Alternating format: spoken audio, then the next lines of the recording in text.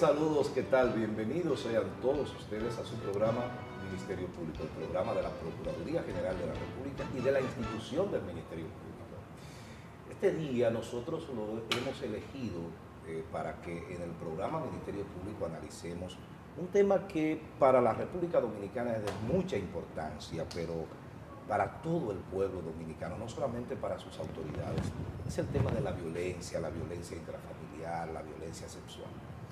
Al inicio del año 2016 en el que discurrimos, las noticias que nos llegaron por los medios de comunicación fueron desgarradoras en el sentido de la incidencia de los casos de violencia intrafamiliar, de violencia de género.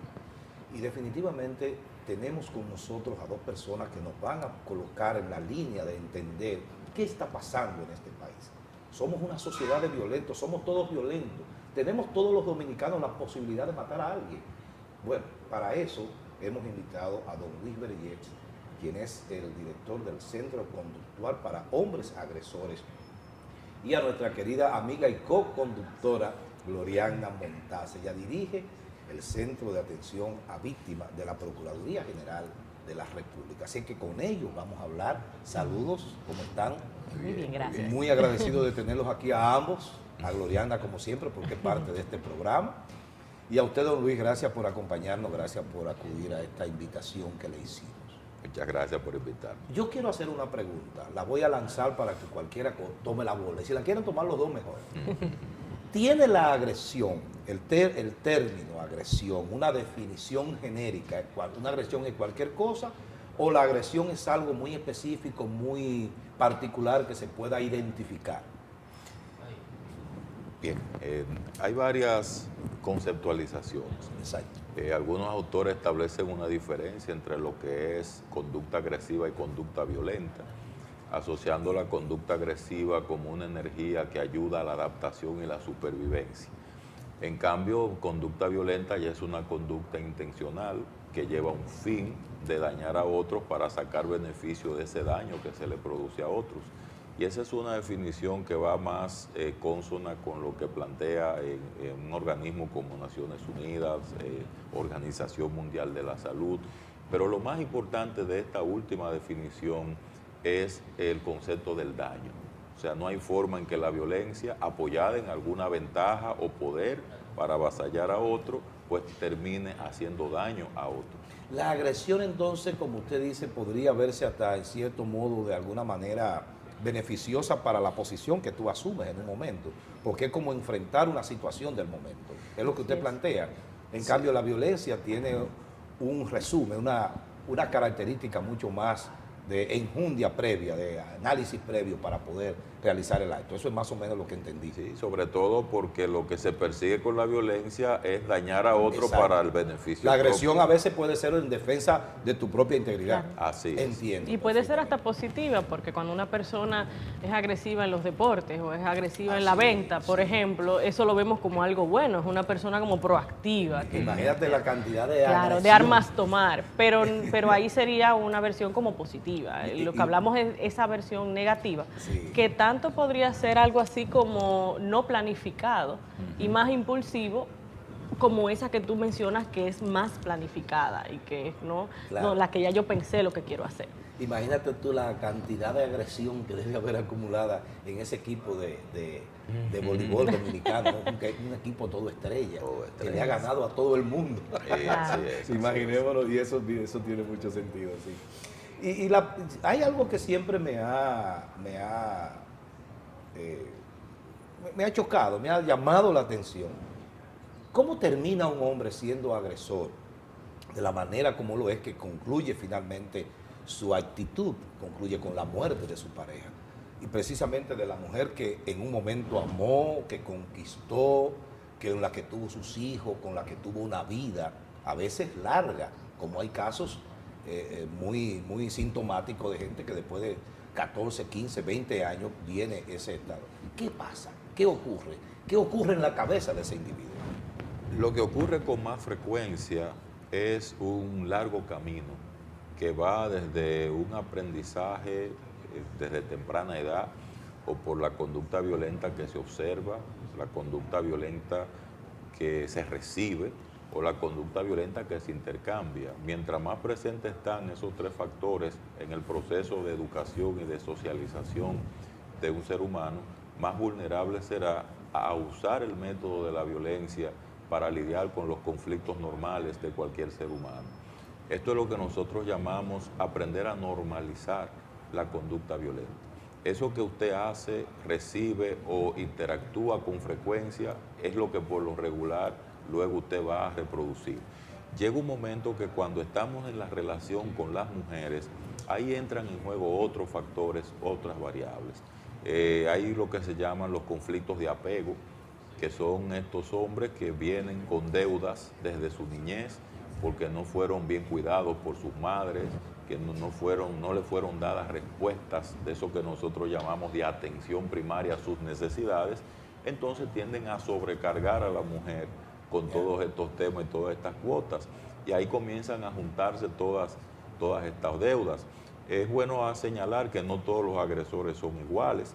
Claro. Hay algunos que tienen un potencial criminal mayor que otros, sobre todo aquellos que tienen el trastorno de personalidad antisocial. Sí. Algunos tienen problemas también neurológicos en la manera como perciben la realidad. A veces sienten que el otro lo está atacando o agrediendo sin que eso esté ocurriendo en la realidad. O sea, todos esos factores neurológicos, sociales, familiares, de traumas infantiles inciden. Gloriana, tú y yo hemos hablado mucho en este programa acerca de los niños y los adolescentes y su vida durante su desarrollo. Para que un hombre sea agresor es necesario que ese niño lo haya sido, lo haya aprendido, o una cosa no tiene nada que ver con la otra. Bueno, lo que pasa es que esas explosiones que tú mencionabas al principio, de bueno, vimos 14 años de matrimonio y de repente observamos que esto pasó, sería como la punta del iceberg realmente. Se han dado una serie de cosas desde antes que no se han exteriorizado, que las personas no han visto o que de hecho ni siquiera han podido reconocer que están pasando. Y si normalmente esta persona desde mucho antes, cuando tú te pones a ver, ha estado exhibiendo algún tipo de conducta que te dice que va por ese camino, ya sea porque es una persona, como estaban mencionando Luis, muy común, con un apego que no es sano, ¿no? De estas personas que viven con esa intensidad, que normalizamos como algo bueno, ¿no? Este drama a la hora de las relaciones pasionales y no sé qué, pero que al observarlo nosotros como más profundamente, más detenidamente, vemos que hay un apego que no es sano, como una obsesión, o estas personas que tienen estos rasgos de impulsividad muy marcados, estas personas que siempre tienen que tener la razón, y estas personas que se vuelven iracundos y que además justifican el hecho de lo que hacen en las otras personas.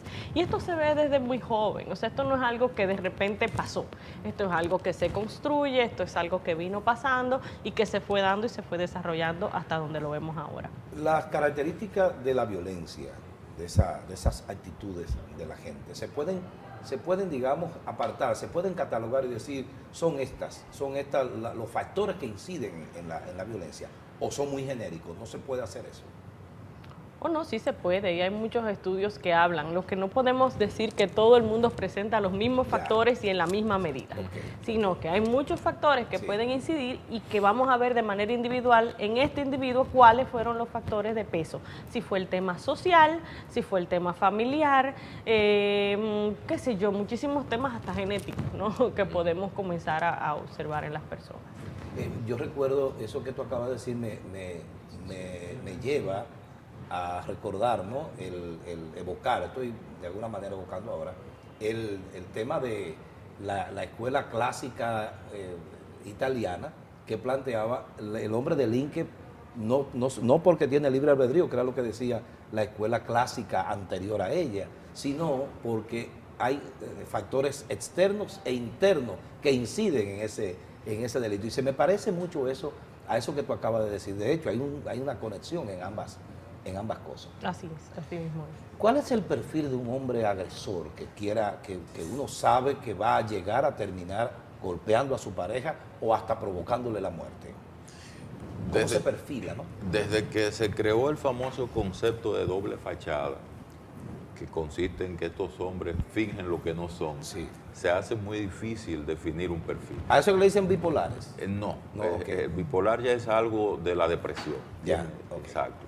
El que tiene esa doble fachada dificulta el perfil. Sin embargo, sí hay algunas características que son más notorias que otras cuando se hablan de conducta violenta de un hombre agresor. Primero, la forma como ellos expresan y procesan las ideas. Hay los llamados errores de pensamiento. La mayor parte de las personas violentas tienden a ser reactivos ante sus propios pensamientos sobre la vida, ante sus propias ideas sobre las cosas. Tienen un concepto erróneo sobre lo que es una relación de pareja, deforman y distorsionan lo que es el valor de una mujer, conciben a la mujer, como decimos en psicología social, de forma estereotipada, como con ciertos roles y atributos de los cuales la mujer no debe salirse. Y cuando la mujer se sale de estos roles y atributos, ellos sienten el permiso, que nadie se lo dan ellos mismos, para hacerle pagar a la mujer por esa decisión que tomó. Ese es su rol. Entonces, eso es una autoproclamación, una especie de entitulamiento que está más en la fantasía, en el imaginario de estos hombres. Y a nivel conductual, pues obviamente hay que hablar de la impulsividad, que es esa tendencia a actuar sin medir consecuencias. Hay que hablar de deficiencias a nivel del procesamiento de las emociones. Tienen dificultades para manejar emociones como la culpa, la rabia, la tristeza, el enojo, que es de todas las emociones la que según los estudios más dificultades les da a estos hombres poderlo manejar. La ira, por ejemplo. Sí. La ira, se dice que la ira es tu propio enemigo. Evidentemente. Porque te pone en circunstancias muy difíciles. Sin embargo, cuando nosotros estudiamos la ira o el enojo, que es su expresión, en terapia descubrimos cosas valiosísimas. Ah, sí. Sí. Cuéntanos eso. Bueno, ahí entran las llamadas alternativas para el manejo saludable de la ira. Por ejemplo, Duarte se enojó bastante. Ajá. Y gracias al enojo de Duarte hoy somos libres. Sí. Porque, sí, es verdad. Porque esa es una visión que no tenía de la independencia nacional. Sí, es la connotación positiva del enojo. Bueno, o sea, el enojo tiene una función y es decirte cuando una necesidad está amenazada, cuando debes indignarte por una injusticia, y todo eso es necesario. Yo me imagino que Francisco de Rosario Sánchez se enojó mucho más, porque ese fue el único que murió en el paredón. Por supuesto, entonces se da toda esa dinámica. De hecho, fíjate que no se expresa la masculinidad violenta hacia la mujer de la misma forma en todas las culturas. Nosotros tenemos, en los países donde se han conquistado indicadores muy interesantes a nivel de equidad de género, los hombres no expresan la rabia hacia la mujer como lo expresamos los latinos. Sí, entonces, ¿qué dice eso? Hay un factor educativo, porque hubo un momento que esas personas eran mucho más violentas que nosotros, sin embargo eso ha cambiado, como los países nórdicos, que es el mejor ejemplo. Sí. Bueno, hay un estudio muy interesante que yo leí cuando estudiaba, bueno, lo he manejado posteriormente, pero trabajé mucho con él cuando era estudiante de Derecho. Y el espíritu de las leyes de Montesquieu plantea precisamente para los legisladores la idea de que dependiendo de las condiciones geográficas y climáticas, la ley debe tener una característica particular. O sea, estamos hablando de que en ambientes como el nuestro, muy caliente, muy caldeado, la ley tiene que ser un poco más flexible. Ahora, más dura tiene que ser en lugares fríos, donde la gente dura como más tiempo para arrancar. Que hay menos excusa, ¿verdad? Claro. Para ser violento. Exactamente. Entonces, ese es más o menos uno de los planteamientos que hace Montesquieu en ese libro, El espíritu de las leyes. Una Biblia de los estudiantes de Derecho. Así es. Bueno, ¿hay algún estudio, Gloriana, sobre el comportamiento de la violencia en la pareja, el origen de ese comportamiento, que pudiéramos airear aquí? Existen varios estudios sobre esta situación y estudios latinoamericanos interesantes sobre, bueno, cuál es el origen, es lo que más se ha discutido. Creo que a uno le gustaría ver más estudios que tengan que ver con el proceso de tratamiento, con cómo trabajar con ellos, con cómo desarrollar modelos de intervención para este tipo de casos, pero sí existen más estudios, normalmente se centran más en las víctimas de violencia. Hay mucha literatura sobre las características, el perfil de la víctima, las situaciones por las que pasa, y no tanto para el caso de los agresores, que existen unos cuantos y que tomamos nosotros como referencia para nuestros trabajos. Y cosas que se han desarrollado internamente, porque por ejemplo, el trabajo que ha hecho Luis con el equipo del Centro de Intervención Conductual para Hombres da para tener un modelo en República Dominicana de cómo trabajar este tipo de casos, adecuándolo, como tú decías ahorita, en ese caso del espíritu de las leyes, a nuestro contexto. Y yo creo que eso tiene muchísimo valor, porque es una forma de uno ir sacando información, obteniendo información que antes no se tenía, sino que teníamos solamente la referencia de otros países. Cualquier cosa pudiera disparar ese mecanismo en una pareja. Digamos, si hay cuestiones que están en ciernes, que están ahí esperando, ¿no? Cualquier circunstancia, quizás hasta un cambio de look en la mujer, como decía usted hace un momentito, don Luis. Sí, nosotros hemos visto una relación entre lo que es el factor predisponente y el factor detonante. O sea, hay situaciones que están latentes, Sí. porque ya está la rabia, la hostilidad, están las ideas erróneas que se tienen. Muchas veces ocurren cosas, por ejemplo, que una llegada tarde, una discusión, que entonces eso sirve de detonante para esta persona que ya está predispuesta. Entonces hay que combinar, por eso las teorías son aquí orientadas a factores multicausales, porque un solo factor no explica una explosión violenta, así es. A menos que sea una persona ya con una patología muy evidente, que ya la irritabilidad es parte de su reacción ante su propia enfermedad, que son los casos más excepcionales, pues la mayor parte de las veces son múltiples los factores. Pienso que tal vez, digo, ahora estoy elucubrando porque no tengo ningún elemento profesional para afirmar esto, pero bueno, pienso que hasta un cambio de look en la mujer con la que te casaste, una mujer elegante, bonita, y luego es que es cualquier cosa, y es muy interesante eso que tú planteas, sí, porque usualmente sobre todo con los estereotipos que se tienen de la claro, mujer de hoy día. Y cuando se ve una explosión grande de violencia, lo que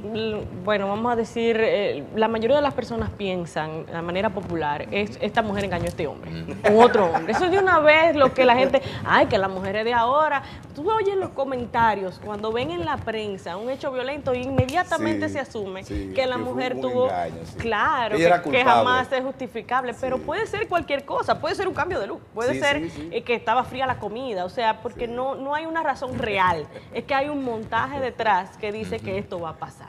Sí, después de 25 años poniendo el moquitero se cansó de ponerlo. Exacto. Y salió de este hombre. Cosa, lamentablemente. Bueno, después de 8 años tratando el tema conductual en los hombres, ¿cuál es el elemento que usted ha encontrado que es el que más ha incidido en la violencia del hombre dominicano? Pero la respuesta yo quiero que usted me la dé después que vayamos a una pausa. ¿De acuerdo? ¿Cómo? Nos vamos a la pausa. Cuando regresemos seguimos conversando con Gloriana Montaz y con don Luis Bríguez. Regresamos en breve, no se vayan.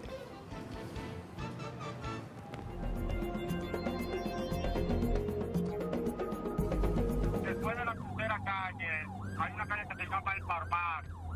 Doblen a la izquierda.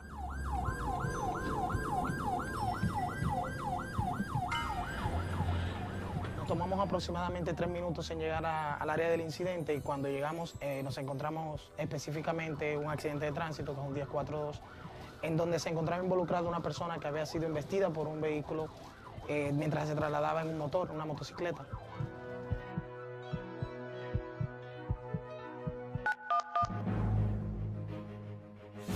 Automáticamente yo caí al piso, yo di una cuanta vuelta. Cuando la mamá ven esa acción, una vez salen una vez a auxilio, llamaron una vez a la ambulancia. Nos percatamos inmediatamente de que él tenía un trauma leve en el área del tobillo izquierdo, a lo que procedimos a inmovilizar inmediatamente el área afectada, con bastante cuidado y mucha precaución para no agravar la condición del paciente. Lo abordamos en la unidad y entonces ya ahí procedimos a trasladarlo al centro médico. Aún iba en la ambulancia, siguen dándome realmente todavía los primeros auxilios, tomándome la presión, tuve que ponerme oxígeno también. En ese tipo de trauma, aunque era un trauma leve de tobillo, un trauma cerrado, camino al centro médico, lo que procedimos fue a monitorear constantemente sus signos vitales para asegurarnos de que el paciente se mantenga en condiciones de salud favorables y para evitar que sea más grave la lesión, para que se agrave la lesión, lo que se procede comúnmente a ponerle una especie de yeso, etc. Despacho, si me puede facilitar movilizarme el tránsito en la Gustavo Mejía Ricard con Gregorio Luperón. ¿Me copia?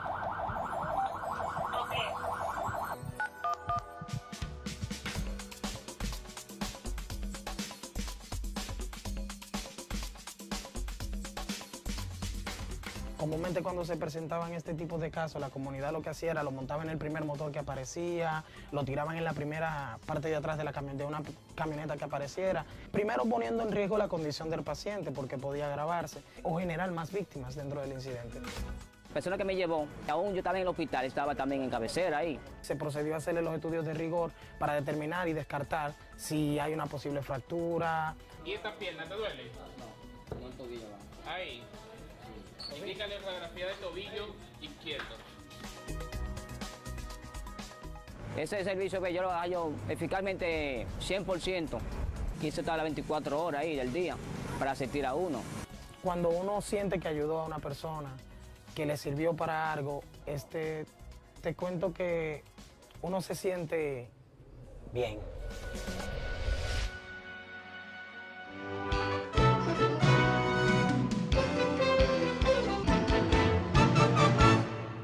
Bien, mis amigos, seguimos con ustedes en su programa Ministerio Público, el programa de la Procuraduría General de la República.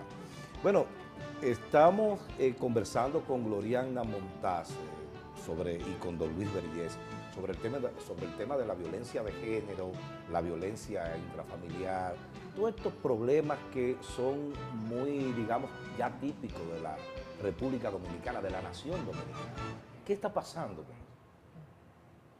Vamos a retomar por qué ellos dos. Ok. ¿Por qué estamos conversando con ellos dos? Ok. Por favor. Bien, mis amigos, estamos de vuelta con ustedes en su programa Ministerio Público, el programa de la Procuraduría General de la República. Les recuerdo que estamos conversando con Gloriana Montaz y con don Luis Vergés. Gloriana dirige la Unidad de Atención a Víctimas de la Procuraduría General de la República y don Luis Vergés dirige un centro conductual para hombres agresores que funciona en la Fiscalía del Distrito Nacional. Un proyecto interesantísimo que ojalá y se replique en todas las fiscalías del país. Entonces, porque son dos especialistas en el tema, estamos conversando con ellos, sobre todo porque tienen experiencia con el trato del tema de violencia, el tema de víctimas, etcétera.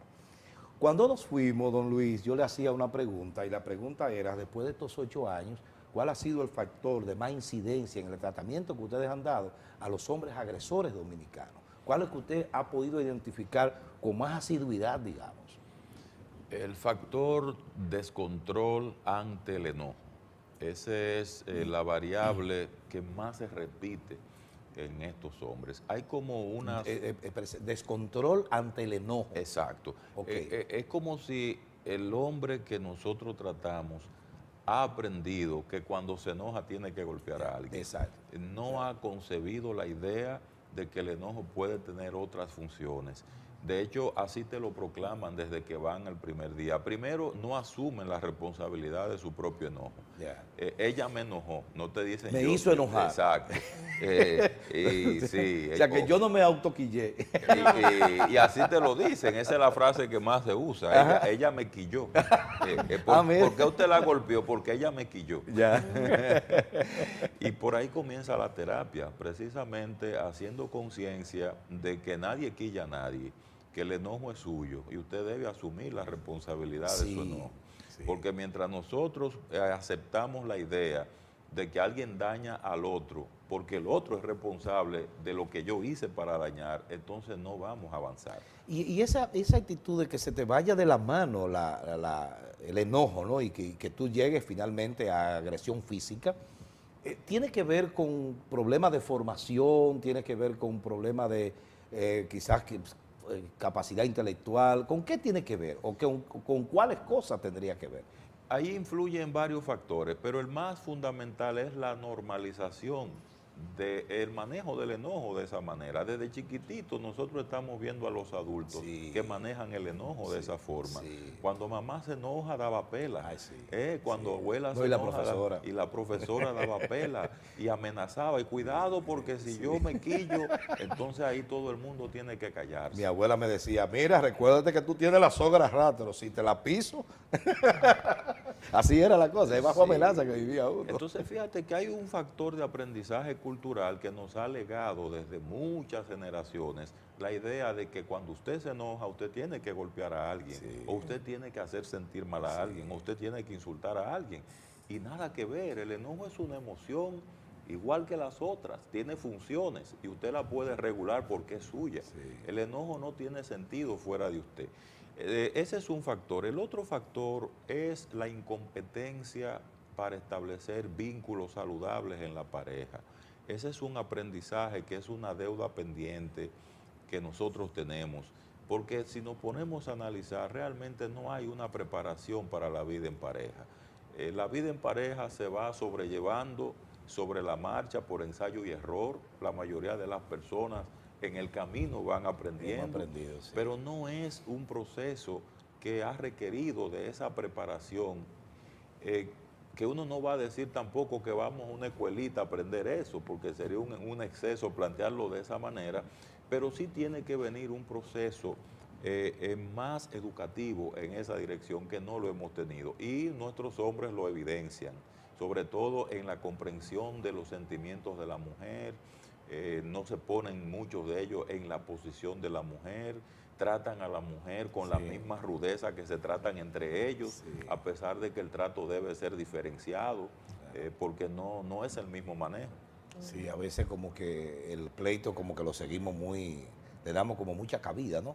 Seguimos más allá de lo que debía ser normal, el enojo, ¿no? Y lamentablemente este tipo de cosas, si no se aprenden temprano en la niñez, este cerebro ya adulto le va a costar mucho. Sí, es muy difícil. No es que no Con toda la vieja puede, no aprende a hablar. Obviamente puede, pero le va a costar aprender a hacerlo, porque esto se comienza a enseñar a través de ese modelado que decía Luis, de que si yo veo autocontrol, pues yo aprendo autocontrol. Pero si eso no se ve cuando son pequeñitos, ya un cerebro más maduro le va a costar establecer esas conexiones que no se establecieron al inicio. El análisis de la consecuencia, Gloriana, de la violencia implica la victimización de la familia, de la esposa. Ahora, en ese proceso, finalmente no queda uno entrampado en una especie de autovictimización. Claro, es que la violencia es nociva para todos. O sea, para los hombres agresores también. No hay un ganador de este proceso. Pareciera ser, cree la persona, por esos pensamientos erróneos, pues cree que gana. No gana nada, pierden todos, pierden los hijos, pierden la familia. Todos van a perder y se va a deteriorar esta institución, esta pareja y todas las personas que están alrededor. Esta victimización llega lejos, porque inclusive hasta los vecinos del entorno se dañan, ¿no? Se te daña. Cuando tú tienes una pareja cerca que vive en un piso más para arriba y tú sabes que esto ocurre, uno está nervioso, uno se siente mal, ¿no? Esto daña a todos. Es una cosa que cala y que cala por generaciones, que es lo que estamos viendo ahora, que seguimos viendo generaciones de personas violentas que a pesar de tener más tecnología, más globalización, más educación, pues como quiera sí, seguimos viendo patrones en otra modalidad, pero los mismos patrones repetidos. Los medios de comunicación tienen una gran incidencia y sobre todo ahora que estamos en la época del homovision, o sea, el hombre que ve la cosa, porque ahora eso es lo que hay. Claro. Pero tiene una incidencia. ¿Cuál es el nivel de incidencia que tiene en la violencia el medio de comunicación o los medios de comunicación? Yo siempre le agrego el apellido a los medios de comunicación y las nuevas tecnologías, porque ahora nosotros tenemos una sinergia muy fuerte entre esos dos componentes cuando se habla de la violencia. Primero porque no hay regulación prácticamente. Ninguna. Y al no tener regulación se tiene acceso a todo tipo de modelo inadecuado, como se refería a Gloriana. Agrégale a esto que tenemos malos ejemplos en muchos líderes de opinión que también modelan formas de violencia. Hoy estamos hablando de un tipo de violencia que no se conocía unos 20 años atrás, que es la violencia mediática. O sea, cómo la gente se maneja con insultos para dirimir diferencias.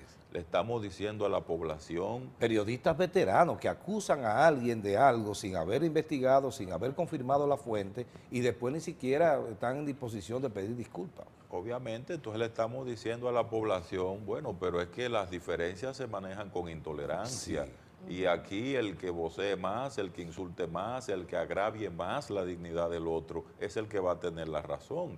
Porque al final, ¿qué va a pasar? El más decente se agacha, se guarda, evita, y eso le da un mensaje al agresor mediático de que ese es el método correcto, porque logra que el otro se quede debajo del asiento. Así es. Entonces todo esto valida a los medios de comunicación, al menos en esta etapa de la historia, como difusores de mensajes que justifican la violencia y la siguen inspirando. Yo me preocupé mucho porque Amadito, que tú conoces, cuando tenía 5 o 6 años, un día lo escucho cantando, que le gustaban las mujeres ajenas para que el marido me agarre y me pique. Yo me escandalicé, su mamá luego me explicó que esa era una canción de la que él oía en la radio. Que él oía en la radio. Pero el mensaje. El mensaje es terrible. Claro. Y eso va Y eso es un poco comparado con otros mensajes tan violentos como ese que andan por ahí. Eso es Entonces lo que usted dice, el medio de comunicación tiene una incidencia enorme, terrible. Así es. O sea que hay necesidad de controlar eso, hay algún... Creo que hay necesidad de seguir educando y de seguir hablando del tema, porque a veces me preguntan, ¿y qué tanto es lo que todavía hablan de esto? ¿Cuántos años más? Y todos los años, porque sigue siendo un problema. Y seguir hablando en espacios como este, en todos los espacios, sobre eso que todavía se va dando y hacerle la contra a esa ráfaga, vamos a decir, que vienen las canciones, que vienen las películas, que vienen los anuncios, es la única manera que uno tiene un poco como de combatir y de llegar de manera masiva a la población. ¿Qué perfil tiene una familia que vive bajo este método de violencia? Digamos del padre que golpea a la mamá, que le pelea a los hijos. ¿Cuál es el perfil de esa familia, sobre todo de los hijos? Bueno, no tenemos un solo perfil, pero sí vamos a ver estos chicos que replican y que este ciclo de la violencia vuelve a ocurrir. Es como que, bueno, papá le da mamá a los hijos, mamá frustrada también le pega a los hijos le pegan a los otros niños en el colegio o a los más chiquitos. Y entonces viven en esta zozobra constante, en este estrés constante de que algo no anda bien, pero siempre se lo achacan a cosas exteriores. Borondongo le dio a Mutilanga. Claro, pero les cuesta mucho. Aquella famosa son de la Sonora Matancera. Les cuesta mucho mirar hacia adentro, sino que entre todo tuve un proceso y usualmente hay alguien en la familia que sale con un problema grande y todo el mundo se enfoca en esa persona que salió con ese problema, pero ya hay un síntoma del sistema completo que está dañado. ¿Cómo influye en la sociedad esa agresión? ¿Cómo influye en ese entorno? O sea, es posible que si su vecino es agresor, eso pudiera transmitirse a los vecinos que le quedan al lado o de alguna manera afectar la vida de pareja de sus vecinos. Lo primero es que cuando se habla de violencia siempre hay un efecto negativo, bien sea porque desarrollen los demás un patrón de respuesta que pudiera ser reactiva ante la violencia que reciben, o bien sea que los demás asuman un patrón de respuesta sumisa, también eso hace daño, porque el que asume un patrón de respuesta sumisa para evitar ser violentado no está defendiendo su derecho, no está haciendo lo que nosotros llamamos asertivo. Nosotros no planteamos que la violencia se responda con violencia, pero tampoco sugerimos que la violencia se responda con sumisión. La gente tiene que denunciar la violencia, tiene que hacerla visible. Hay que hacer visible a los agresores para que ellos hagan conciencia del daño que están haciendo. Y todo esto va a traer repercusiones. Un impacto muy negativo es lo que se llama la violencia colectiva, porque la violencia puede comenzar con una expresión particular de un agresor per se, pero esto pudiera tener un efecto dominó y comenzar entonces un modelamiento en la comunidad donde la gente entiende que para defenderse tiene que apelar a la violencia y crear entonces un clima, un entorno nada saludable y prácticamente inhabitable. Como un precedente. Se reparan las parejas después de un episodio, un cuadro de violencia, digamos, grave, que tenga que ir a donde especialistas como ustedes. ¿Se repara la pareja? ¿Puede seguir conviviendo quizás como lo hacían cuando comenzaron? ¿O siempre quedará esa ceniza, ese resumen, esa basurita, como dice un amigo mío? Siempre hay cicatrices. Siempre hay cicatrices. De todas maneras, nosotros tenemos en nuestros estudios, por las estadísticas del centro, que el 40% de las parejas mantienen su relación. Eso no significa que la mantengan con la calidad que debieran tener, claro. Pero sí nos dice a nosotros que la gente quiere estar unido. La gente no quiere vivir lejos del otro. El hombre es un ser gregario, el ser humano. Quiere luchar por su proyecto de pareja. Por eso yo insisto tanto en hablar de calidad, en hablar de educación, en hablar de darle buenos ejemplos a los niños desde temprana edad sobre sana convivencia, entre ellos como niños, para que luego la tengan como pareja a nivel de adultos. Así es. Porque la gente no quiere vivir solo, la gente no se quiere separar. Así mismo. Pero tampoco las personas quieren ser violentadas. ¿Qué pasa con el hombre que agrede y luego se suicida? ¿Qué pasa por esa cabeza? Eso es muy interesante porque es un fenómeno muy nuestro. No ocurre en otros lugares, pero en República Dominicana el índice de homicidio o feminicidio, suicidio es muy elevado con relación a otros países. Y bueno, nos habla de muchas cosas, porque si nos ponemos a pensar en qué significa el suicidio, y el suicidio tiene, bueno, para cada persona será diferente. Hay personas que llegaron a un punto donde, bueno, no me queda otra salida, no puedo más y ya, no puedo lidiar con esto. Pero hay suicidio de manera también de dañar. Yo me suicido y daño a todo el mundo, según la persona que se suicida así lo piensa. Y aquí vemos casos donde lamentablemente no solo a la esposa, mata a la esposa, prende fuego a la casa entera, con los mata niños a los y todo. hijos. Y son las cosas que uno dice, bueno, pero ¿qué pasa por la cabeza de estas personas que están justificando un hecho tan horrible como esto? Y yo creo que eso es una pregunta interesante porque queda mucho estudio que hacer en ese tipo de casos, o sea, hacer retrospectiva, que no se hace usualmente. A veces quizá como un mea culpa, Gloriana.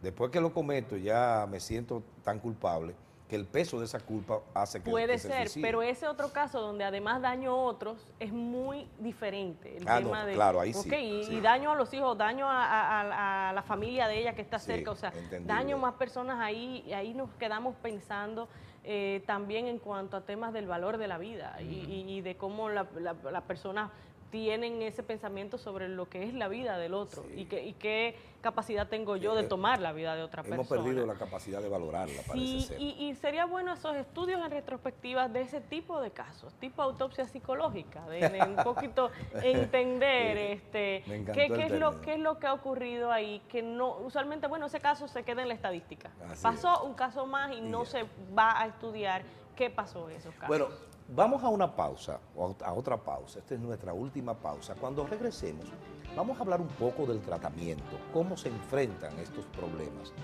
y, qué sé yo, al final dejar un consejo, cómo lidiar, digamos unos breves tips de cómo lidiar con el tema para tratar de ver que este programa pueda ayudar un poco, ¿no?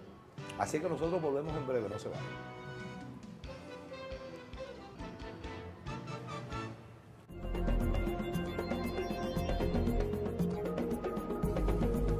Promesa de hombre. Prometo asumir diariamente de forma responsable mi hombría, demostrando que puedo ser hombre sin herir física o emocionalmente a una mujer, por lo que me esforzaré en aprender algo nuevo del lenguaje del amor, ayudando a preservar su dignidad, respetando su derecho a no ser violentada.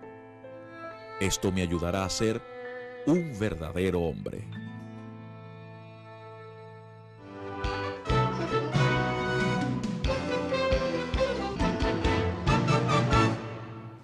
Bueno, al regreso les recuerdo que estamos en Ministerio Público, el programa de la Procuraduría General de la República, y que conversamos con Gloriana Montaz y con Luis Vergés. Gloriana, que dirige el Centro de Atención a Víctimas de Violencia de la Procuraduría General de la República, y Luis Vergés, que se encarga del Centro Conductual para Hombres Agresores, que funciona en la Fiscalía del Distrito Nacional. Ustedes han visto cómo hemos manejado todos estos temas de la violencia, las agresiones, etcétera. y cómo incide en la sociedad, en la familia, en los hijos. Ahora vamos a ver el tratamiento. ¿Cómo se trata? ¿Cómo llega un hombre agresor al centro, a la consulta de ustedes?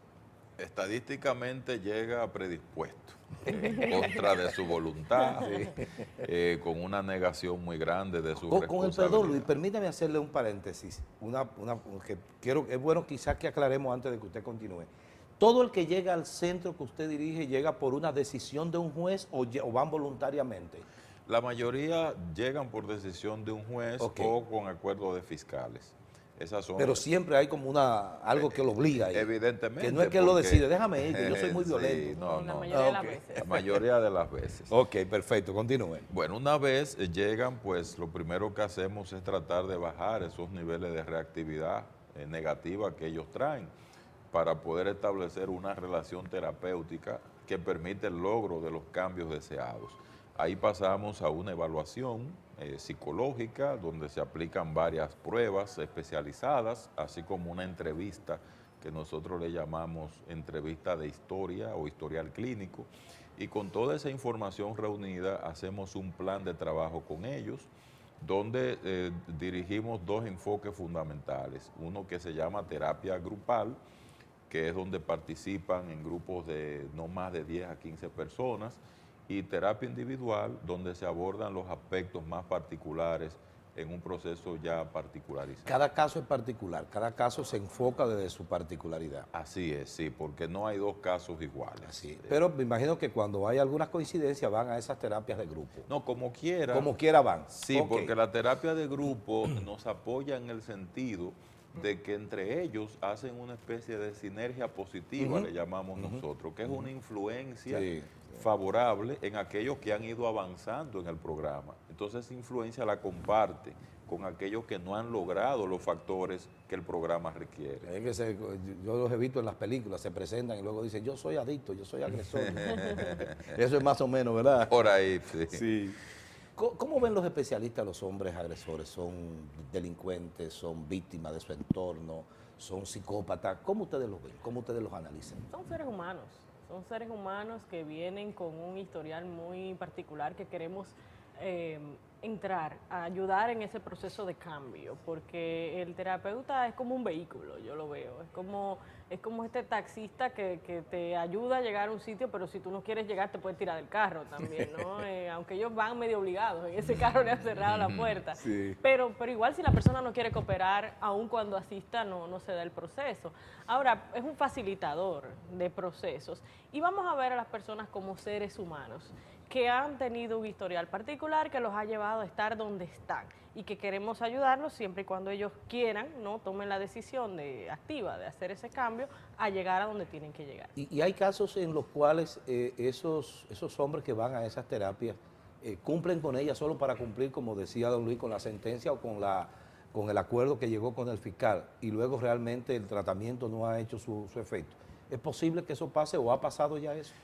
La tendencia mayoritaria es esa, o sea, la mayoría va por la presión externa que ejercen los jueces, los fiscales, muchas veces las mismas esposas, cuando ya harta de la violencia que reciben, le dicen que se van a divorciar si ellos no buscan la ayuda. Naturalmente esa es una tendencia que iremos revirtiendo y es uno de los desafíos que tiene el programa, porque nadie dijo que el programa es un jardín de rosas. No, claro. Es precisamente con la complejidad que tienen las mentalidades de estas personas, que como bien lo dice Gloriana, ellos son fruto de una sociedad que ha hasta cierto punto distorsionado el proceso mediante el cual ellos deben percibir una relación saludable con el otro. Y podemos decir que hay diferencias individuales, podemos decir que no todo el mundo es agresor, podemos decir que hay personas que no son como ellos, pero en sentido general tenemos una sociedad que educa para ese componente tan distorsionado como nosotros asumimos las relaciones. Y ellos son producto de eso y llevan esa resistencia porque lo ven como normal. Sí, tuve un profesor venezolano, don Helio Gómez Grillo, criminalista, que decía, refiriéndose a los criminólogos, que los criminólogos somos albacea de vencidos en un mundo de vencedores. pero es de caballero salir al ruedo a pesar de saber la superioridad numérica del enemigo, decía él. Y me recordé de eso cuando usted decía que usted quiere revertir lo que es la práctica en este momento. Así es, o sea, así es. Usted en eso se actúa entonces como un caballero, como un hidalgo cualquiera. No es fácil la lucha. No, me este imagino que no, es muy difícil porque sobre todo que tú sabes que lo que tú estás haciendo es prácticamente en vano en ese momento. Entonces, pienso que también eso tiene una característica de desmotivarte un poco. Sí, uno como quien dice tendría las de perder, pero también exactamente. son terapeutas usualmente que les gusta ese reto. O sea, que bueno, es un tema, sí, que dicen, bueno, pero no lo quiero fácil, quiero echar la pelea, me siento mucha satisfacción en aquella persona que sí pude ayudar, ¿no? ¿Cómo inicia el tratamiento psicológico para el hombre agresor? ¿Qué es lo primero que hay que hacer? ¿Qué es lo primero cuál es el primer paso, digamos? El primer paso es establecer una alianza terapéutica, así le llamamos nosotros, una alianza terapéutica. Póngamelo en cristiano. Así vamos. Okay. Alianza terapéutica significa una capacidad en esa persona y en mí para llevarnos bien en esta relación que inicia. Que no nos vean como sus enemigos. Nosotros tampoco verlo a ellos como los monstruos que se dicen que son. Que podamos concebir la posibilidad de un cambio, que no comencemos con pesimismo y que ellos, independientemente del nivel de resistencia con el cual van a la terapia, llegue un momento que bajen esos niveles de resistencia. Entonces a eso nosotros le llamamos hacer una alianza, que entendamos que los dos nos necesitamos, yo para hacer mi trabajo y usted para yo ayudarlo al logro de los objetivos, sin cuyo cumplimiento entonces usted va a tener dificultades y se la va a seguir ocasionando a otros. Gloriana, ¿hasta qué punto un hombre agresor se puede rehabilitar? Tomando en consideración no lo que decíamos hace un momento, sino que la terapia realmente ha funcionado en esa persona. No, es posible lograr un cambio en cuanto a la actitud, inclusive en cuanto a los pensamientos de las personas, trabajar esos errores de pensamiento, esa forma de pensar y que por lo tanto se va a ver un cambio en las acciones. Lo que estamos claros de que no necesariamente es posible en todo el mundo. No todo el mundo va como consecuencia del proceso terapéutico a cambiar su forma de pensar, a cambiar su forma de actuar. Pero definitivamente es posible trabajar con ellos, pues si no lo estuviéramos haciendo, porque no tendría mucho sentido. Pero sí es posible trabajar con ellos y llevarlos a un punto de acuerdo donde sea posible la convivencia sin la violencia. ¿Cómo es posible enfrentarlo, combatirlo, cuando se sabe que hay un mal de origen? ¿Es más difícil eso que, digamos, que sea el producto de una conducta aprendida posteriormente a ser adulto? Bueno, cuando llamamos mal de origen... Sí, nos referimos a que usted vino con eso. Un factor genético, ¿verdad? Exacto. Sí, lo que pasa es que cuando hay un factor genético, hay también cierta excusa genética. Sí. Entonces ya ahí el abordaje es otro, ya ahí hay unas estrategias que incluso nosotros tenemos criterios de inclusión y criterios de exclusión. Si son factores ya donde se ve que hay un papel muy determinante bioquímico cerebral a nivel biológico, pues ya eso no necesariamente es un abordaje psicológico el que va a prosperar en un caso así. O como el caso de los adictos también, que lleva una complejidad mucho mayor. Y ya ahí tienen que entrar otros profesionales, neurólogos, trastorno neurológico, exacto, cualquier cosa, psiquiatras y demás. ¿Y el comportamiento de la víctima, Gloriana, cuál debe ser? Estamos hablando de la víctima que le interesa el cambio y que está cercana al hombre agresor en este caso. Bueno, la víctima va a pasar igual que como con los agresores. Estamos viendo ante un ser humano que también ha tenido un historial, claro. Ha pasado por una serie de cosas y tiene también como consecuencia ciertas características en ella misma que pueden facilitar o no el proceso terapéutico para ayudar a su pareja o no, teniendo pareja o no teniendo la pareja. Entonces, en el caso de la víctima también vamos a llegar en ese historial a ubicar cómo empezó este patrón, porque cuando uno selecciona una pareja, responde a una serie de cosas que uno no está consciente de ellas, de por qué le gusta esa persona. Uno no sabe por qué, pero eso está ahí. Claro. Por eso hay gente que le dice, a mí siempre se me pega el mismo tipo de gente. Sí. ¿Por qué yo no tengo suerte? Bueno, sí. No tengo suerte porque de alguna manera tu historia te ha llevado a escoger personas con ciertas características. Sí. Entonces, encontrar ese tipo de cosas, hacerte consciente de ellas y de ver que es necesario, ¿no?, cambiar ese paradigma para poder tener otro tipo de relación, pues es una de las cosas que se trabajan. Si ya la persona pues quiere quedarse en este proceso, pues habrá que ver cómo también se empodera en cuanto a cuáles son sus derechos, en cuanto a qué es sano y qué no es sano, qué es funcional y qué no lo es en un proceso, en una relación que nosotros llamamos una relación sana. Esa intervención en el tratamiento que de alguna manera tiene que tenerlo la esposa víctima de violencia, implica que ella tiene que ser más flexible, más tolerante o qué sé yo, asumir algunas posiciones, digamos, particulares. Bueno, habría que ver, no más tolerante ante la violencia, porque los que trabajamos en esto tenemos una política firme de que lo primero que tiene que parar es la violencia, como sea. Si se necesita una separación para parar la violencia, pues eso es lo que necesitamos. Ahora bien, como dice Luis, estamos conscientes de que la mayoría de las personas siguen juntas, bueno, la mitad de las personas usualmente no se separan, y que necesariamente la persona que ha sido víctima también necesita su proceso de crecimiento, su proceso de cambio, para tomar una posición distinta en esa dinámica de pareja que se estaba dando. Creo que cuando una persona cambia su posición, el otro debe cambiarla obligatoriamente. Como especialista de la conducta, esta pregunta va para ambos. ¿Tienen ustedes el criterio de que el encarcelamiento es una medida, digamos, aceptable en un tipo de delito de esta naturaleza? Un delito de esta naturaleza, en función del riesgo, la peligrosidad y el daño que tiene un agresor, el encarcelamiento pudiese ser una solución temporal siempre y cuando se complemente con el proceso terapéutico.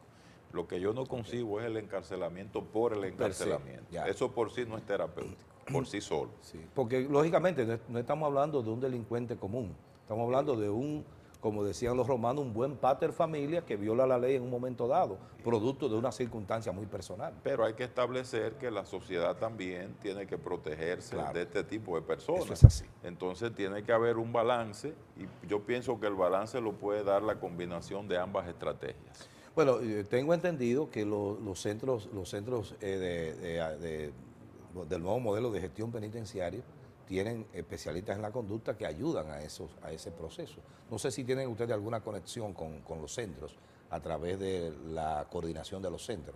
Hemos entrenado personal para que hagan ese trabajo, pero, magnífico. Pero no son suficientes ni lo serán, no, claro. pero se está haciendo, hecho un trabajo en esa dirección. Ha habido un acercamiento de las personas del nuevo modelo y del viejo modelo también, hacia entender que ellos tienen una problemática interna que quieren trabajarla, y eso de por sí ya es bueno. Ok. Y desde el punto de vista me parece magnífico el planteamiento que usted hace con relación a cárcel, pero con tratamiento. Ahora, ¿pudiera ser este tipo de infracción, pudiera ser este tipo de delito, buscarse la forma de una salida alterna al proceso que permita no una condena como tal, sino otro tipo de salida, como muy bien lo dice el nombre, salidas alternativas al proceso penal? De hecho, la terapia es una salida alternativa, y son enviados allá con medidas de coerción, y con las resoluciones que envían los jueces. Pero regularmente, con el perdón suyo, don Luis, regularmente cuando lo envían allá es porque no le han puesto prisión preventiva, ¿o sí? Van de las dos maneras. Ok, perfecto. Es importante establecer que, por cierto, es una experiencia que nosotros tenemos como país, donde somos referentes a nivel de América Latina, y es que estos hombres pueden ir en cualquier momento del proceso, y eso es muy importante. En cualquier fase del proceso se puede referir un hombre a tomar terapia, y desde el punto de vista preventivo del riesgo y el peligro que corre una mujer, esto es un dato importante. Desde el punto de vista del Estado, y básicamente un tema que nosotros tenemos pendiente en este país, que es el tema de las políticas criminales. Desde el punto de vista del Estado, ¿cuál debe ser la actitud, el trabajo que debe hacer el Estado para buscar la manera de corregir en la medida de lo posible la incidencia de la violencia en la sociedad dominicana, sobre todo en los hogares, en la relación de pareja, etcétera. ¿Qué ustedes opinan? ¿Qué ustedes creen? Esa es la pregunta del millón. La pregunta del millón. Y bueno, si tenemos la respuesta, pues excelente, resolvimos la mitad de los problemas de nuestro país. No, pero porque es un tema muy amplio y es un tema no solo, a pesar de que es política criminal, no es solo un tema de Procuraduría General, sino que implica desde el Poder Ejecutivo, un tema de los ministerios que se unen en este proceso, tomar conciencia a todos de que esto es una problemática real, de que es una problemática que incide yo digo que si comenzáramos a verlo como algo negativo para la economía, tal vez habría más personas como metidas en esa voluntad de decir, vamos a resolver este problema, todos tenemos que, porque lo estamos viendo solo como el tema de las víctimas, y no vemos que económicamente, desde el punto de vista educativo, desde el punto de vista del desarrollo, la violencia nos afecta a todos, y afecta al país también. Entonces es un tema de que todos los ministerios asuman esto como una prioridad, ¿no?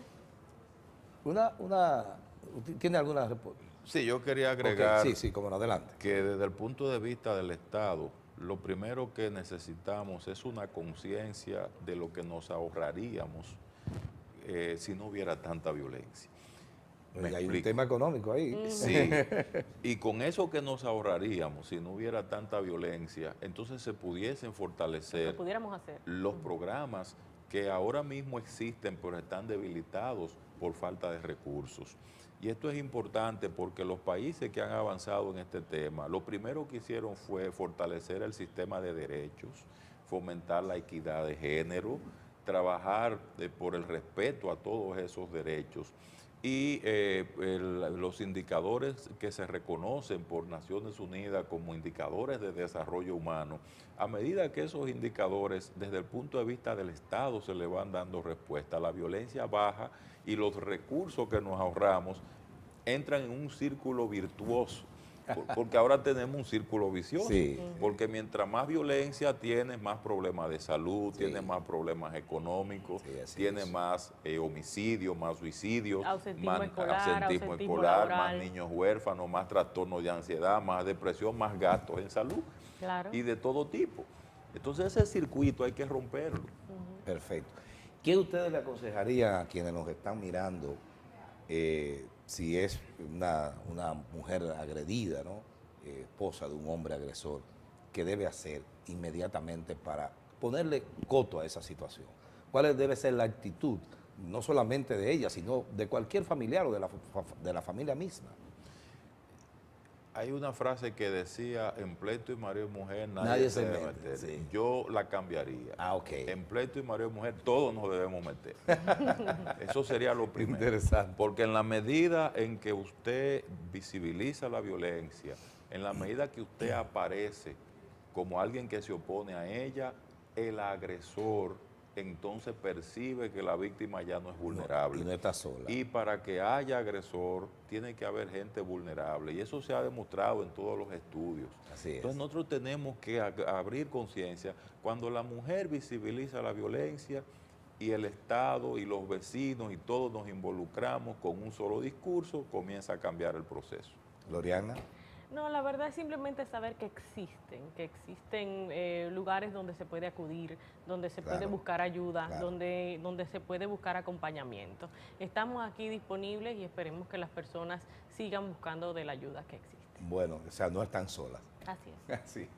Bueno, señores, ustedes han visto interesantísimo este conversatorio con Gloriana Montaz y con Luis Vergés acerca del tema de la violencia, un tema de gran importancia en la República Dominicana, no solamente las autoridades, no solamente el Ministerio Público, el Ministerio de la Mujer, las fiscalías diversas del país, sino también de todo el ciudadano. Me gustó mucho eso que usted dice, revertir el famoso refrán aquel de que en pleito y mujer nadie se mete.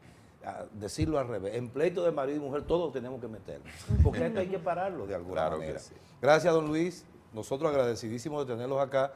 Y en otro momento quizás tengamos la oportunidad de volver a conversar acerca de este u otros temas de lo que usted maneja en su profesión, ¿de acuerdo? Gracias. Y a Gloriana, ¿qué decirle? Gracias por estar con nosotros hoy y que la próxima semana también lo esté. Encantado.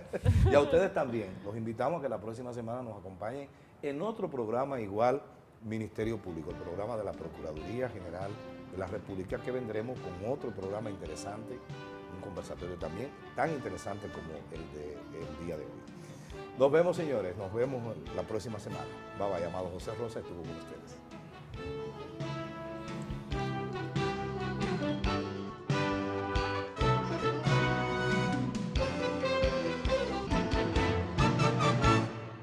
Si fue el tema familiar, qué sé yo, muchísimos temas hasta genéticos, ¿no? Que podemos comenzar a observar en las personas.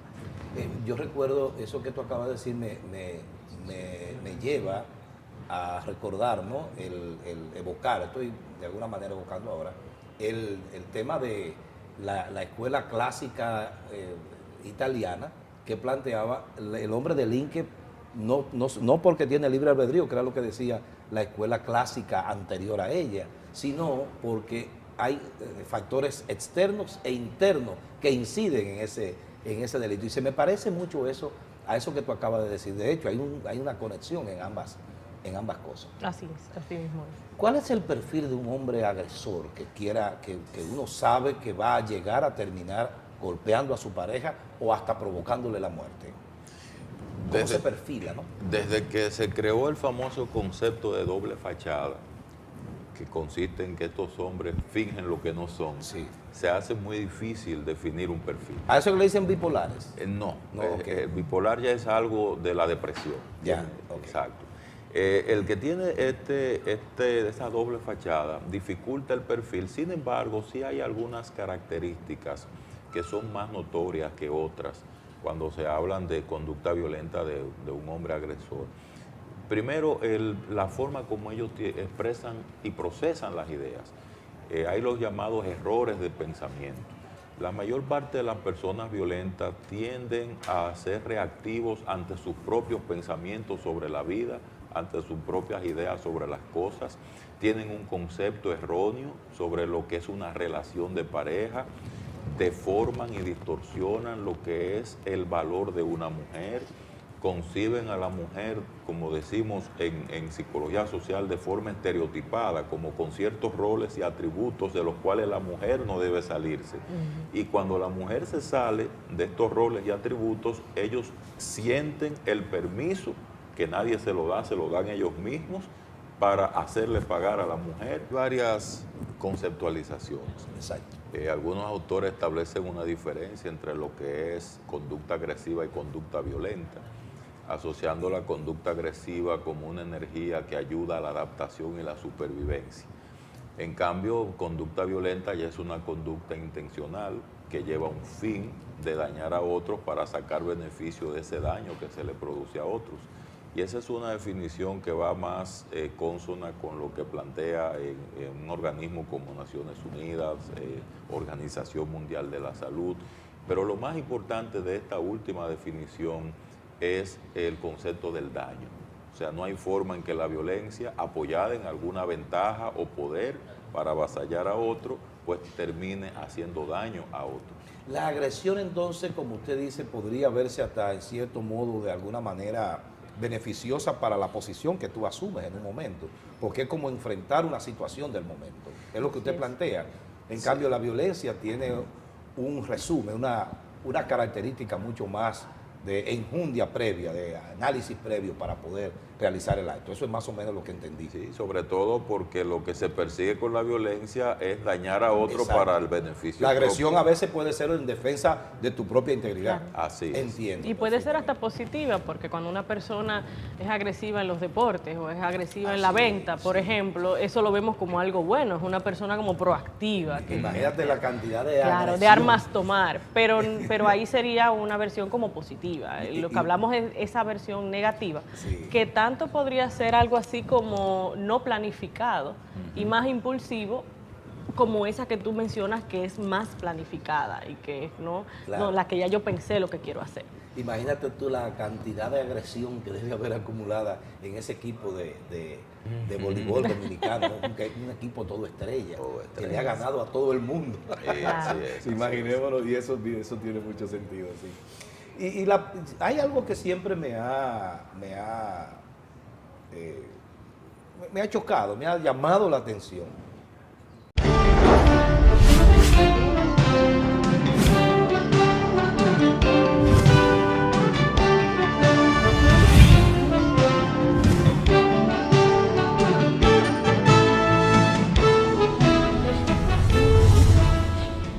Bien, mis amigos, saludos, ¿qué tal? Bienvenidos sean todos ustedes a su programa Ministerio Público, el programa de la Procuraduría General de la República y de la institución del Ministerio Público.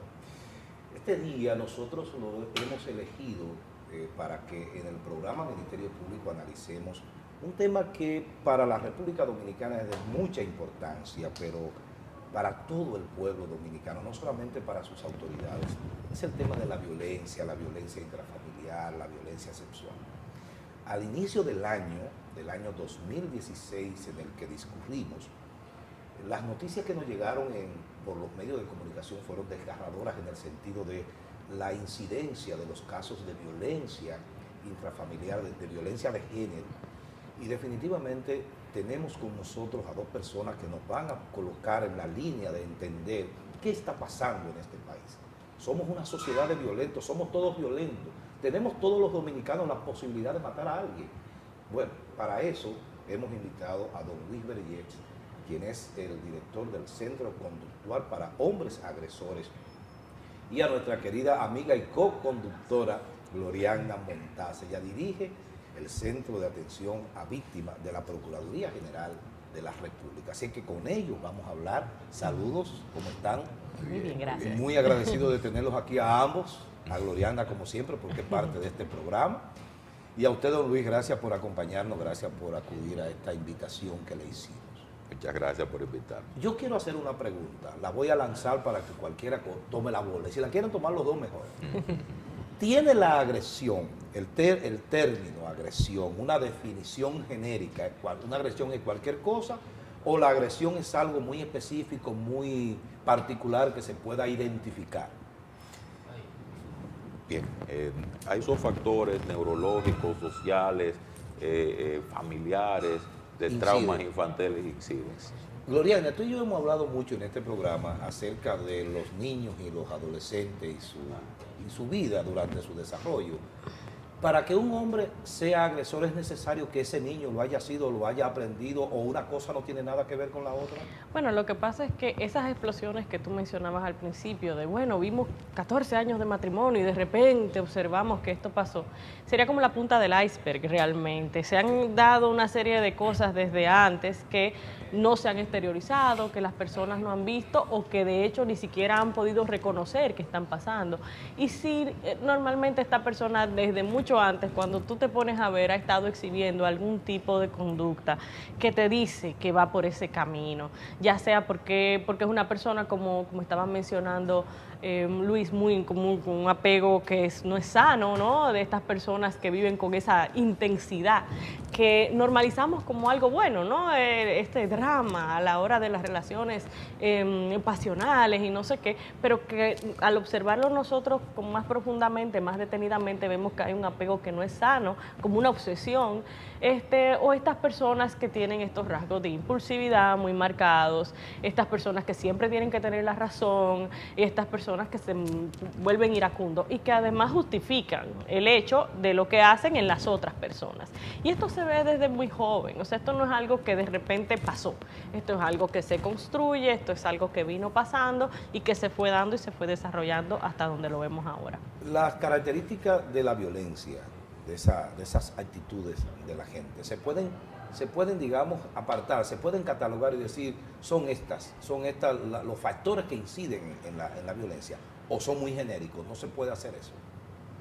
Oh, no, sí se puede, y hay muchos estudios que hablan. Lo que no podemos decir que todo el mundo presenta los mismos factores y en la misma medida, sino que hay muchos factores que pueden incidir y que vamos a ver de manera individual en este individuo cuáles fueron los factores de peso. Si fue el tema social.